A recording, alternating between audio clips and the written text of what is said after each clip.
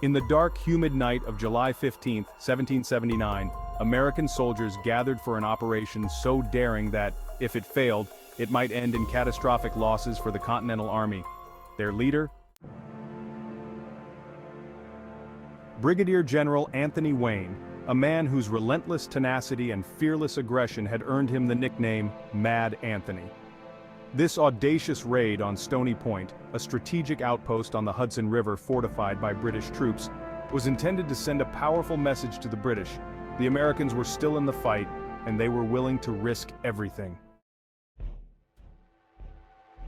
Stony Point, which lay only 30 miles north of New York City, was a formidable British garrison. The British had heavily fortified the site with earthworks, a bâtisse, sharpened tree branches intended to slow down attackers, and a line of cannon, all arranged to protect the high ground that controlled the river. Positioned on a peninsula that jutted into the Hudson, Stony Point's geography made it almost impregnable, surrounded on three sides by water and defended by a narrow causeway connecting it to the mainland. General George Washington knew that only a man with Wayne's fearless leadership could pull off such a brazen raid, and Wayne himself saw the opportunity not just as a military objective, but as a personal challenge. Wayne and Washington devised a plan that would rely on stealth, discipline, and close-quarters combat. Wayne's men were to cross the causeway in silence, weapons unloaded, using only bayonets to avoid alerting the British guards. This daring approach, meant to prevent any premature gunfire that might give away their attack, demanded an iron discipline rarely tested in battle. If any man fired his weapon, he could doom the entire operation. Wayne drilled his men relentlessly, preparing them to move with swift, precise actions in the dead of night. Washington had split the assault into two columns, both of which would converge on Stony Point from opposite sides, creating confusion among the British defenders. Wayne's forces would rely heavily on surprise, attacking at around midnight, when the British troops would be at their most vulnerable, likely asleep and unprepared.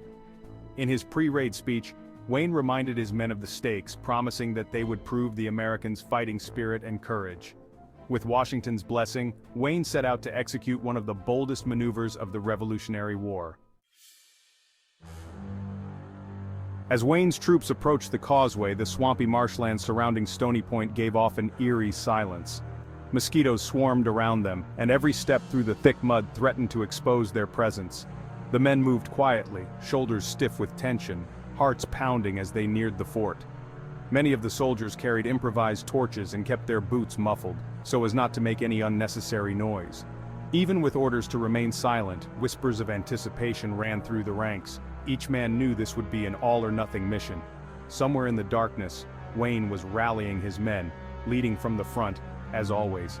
He personally carried no rifle, instead arming himself only with a sword and a sense of sheer determination. Wayne's decision to fight without a rifle symbolized his confidence in close-quarters combat, a commitment to lead by example, to go down with his men if necessary. Every soldier knew what was at stake. Victory would bring honor and strategic advantage, while failure could devastate American morale. Just after midnight, Wayne gave the signal and his men surged forward. They waded through the shallows surrounding Stony Point, slipping silently into position. As they crept closer, Wayne's men encountered the first British defenses, rows of sharpened abatis meant to keep attackers at bay.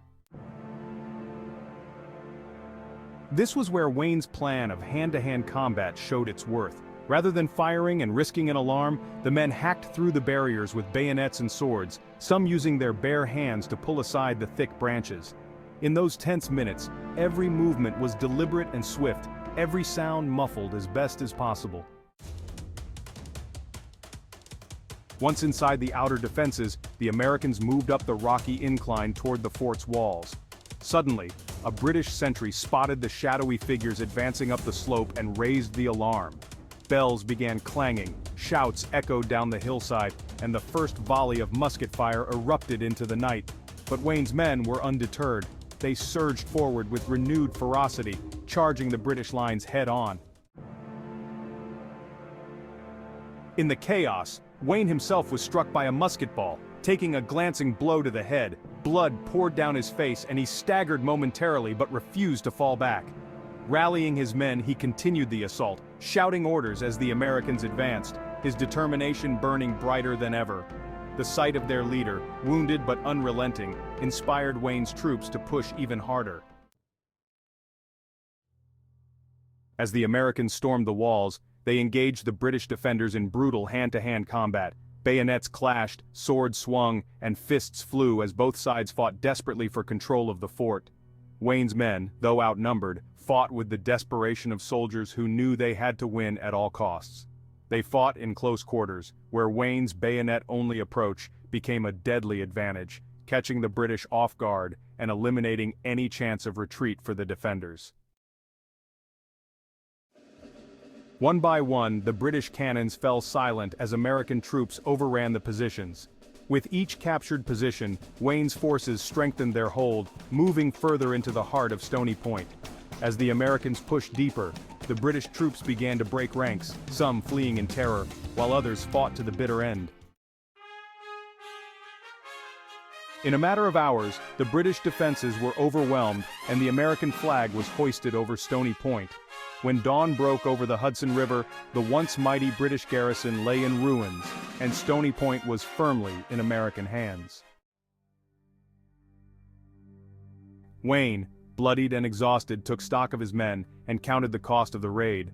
Though some lives were lost, the victory had far-reaching implications. Wayne had proven that even the most fortified British positions were vulnerable, that American resolve could overcome daunting odds, and that the Continental Army was growing bolder, stronger, and more unified. The capture of Stony Point sent shockwaves through both American and British ranks. For the Americans, it was a symbolic victory, a show of defiance against the British war machine. For the British, it was a painful reminder that the Americans were not only resilient but also tactically astute. Stony Point was a fortress meant to deter American aggression, and Wayne had shattered that illusion in a single, well-planned night raid. Though Washington ordered Stony Point abandoned soon after, deeming it too vulnerable to hold, the psychological impact of Wayne's victory was undeniable. Mad Anthony Wayne became a celebrated hero, his reputation cemented by the audacity of the raid. The story of Stony Point was retold in newspapers, inspiring American colonists and boosting morale throughout the colonies. Wayne had shown that the Revolutionary War was not merely a defensive struggle. The Americans could go on the offensive and win. The raid on Stony Point became a tactical model for guerrilla warfare in the Revolutionary War. It demonstrated the power of unconventional tactics, the effectiveness of surprise, and the importance of determined leadership. Wayne's calculated risk and unyielding determination inspired a generation of American soldiers and became a hallmark of American resilience. The Stony Point Raid remains one of the most storied events of the Revolutionary War, a testament to the grit and courage of American patriots willing to face overwhelming odds for the sake of freedom. In a war filled with hardship, defeats, and rare victories, the success at Stony Point stood out as a bold assertion of American resolve, echoing through history as a reminder of what could be achieved with ingenuity, bravery, and unity.